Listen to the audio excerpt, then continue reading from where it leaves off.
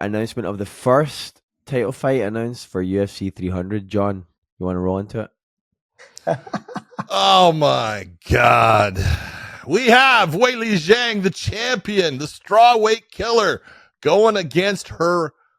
How do you say this? Is a countrywoman? Countrywoman in Xiaonan, who is basically training out of Team Alpha Male. And this is one of those fights. China's going to get all excited. China's going to be thrilled. And I don't think anyone else really cares. I mean, like, I think it'll be a good fight. I think Weili's a little bit too much for her. I think so too. But I still think that I'm interested to see. I know that that Yan's been coming down to Kyle Terrace in San Jose. I've been training out there because she's been training with some of the. I used to train two girls that were really good at jiu-jitsu. Both of them are purple belts. Actually, one's a brown belt now, and the other one's a purple belt. But she's been training with them specifically, and they've been giving her some good rounds to how good she is, and and she's very confident. It's very nice. But I think when it comes down to the actual how this fight will go, Weili is going to be the bulldog. She's going to be the aggressor. She's going to be the one that lets heavy shots go. She's going to try to bully her around the cage.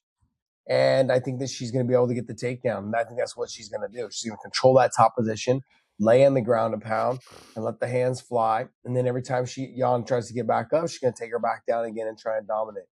Everybody that has been, whether it's Figgy or John Jones or Weili, they've all been training with Henry Cejudo. They've all been working on those little tiny things that make a big difference in a fight in terms of getting you to the ground and controlling that top position. What he's done is what Henry's done is he's taken what they're really good at and he's tweaked it just a tiny bit to make them a little bit more better. And it shows. Yeah. I'll say it. When I first watched Jan, I was not, that impressed.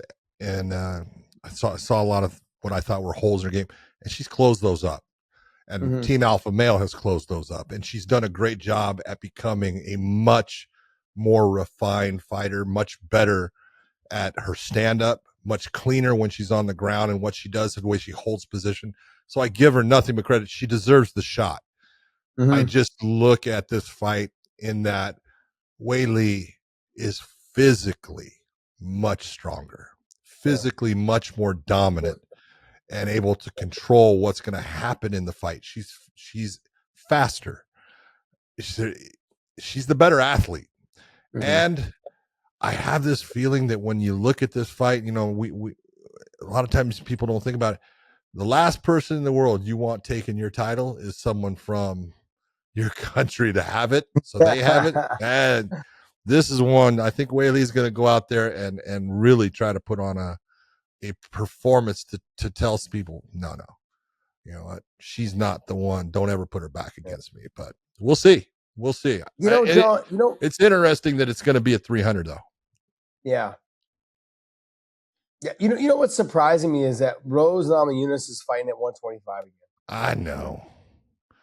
I just look at it, and Rose she's so good, and she at 125. I'm not saying she can't be good there too, but at 115, she's not a big person. If you've ever been around her, Rose Namajunas is the person. I'm going to say it straight out. Rose Namajunas is the person that told me, didn't tell me, but told me to myself. I said off of her fight, I said I have to retire. It's time for me to get out.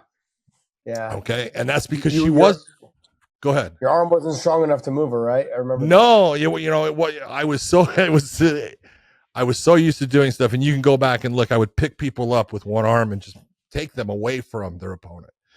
And she was fighting against Xiaonan, and I had my neck surgery, and I hadn't much time to recover and stuff. And I had gotten all the way to the point I couldn't move my arm. If I was praying that the person on my one side would, win the fight so I could actually not have to bring my hand over to lift their arm. And so I'd had the surgery. I'd taken a month off because, every other surgery I'd ever had, I took 1 week off. I said, I'll take 1 week off and I'm going back. And that one, that fight's happening, and I'm thinking, I don't want to run into her because she's so small. I swear to God, that's what's on my mind. I don't want to. You see a lot of guys, they'll try to put themselves between the bodies, the fighters, and they'll push them off, and you'll see the fighter roll off. And that happened long. That used to be what Semaphore Entertainment Group, who owned the UFC, they wanted me to do that. That was a big thing with them. We want you to throw them off and stuff. And I could hurt guys, and guys like Brian Johnson. I banged his nose and things like that. And so I tried to get far away from that, and I figured out how I was able to do things without having the ability to hurt the fighter. It was easy to get him away, never hurt him. You can watch Ronda Rousey does it against Betch Correia. She goes, I just grab her, pick her up, boom, put her away, and it's great. And at that moment that I know I got to stop this fight, I'm thinking, I don't want to run into her. I can't pick her up. And so I just touched her and I said, stop. And she did. But it was that moment I said, yeah, I'm not the same. I'm going to have to figure out when my time is to leave. And so that was it. And because she was that small. And so I look at her now, and at 125, she can still fight, but she should be fighting at 115. It just, unless, she knows more than I do. Maybe it's hard for her to get there, but it really seems that's her weight class for me. 100% agree. Okay.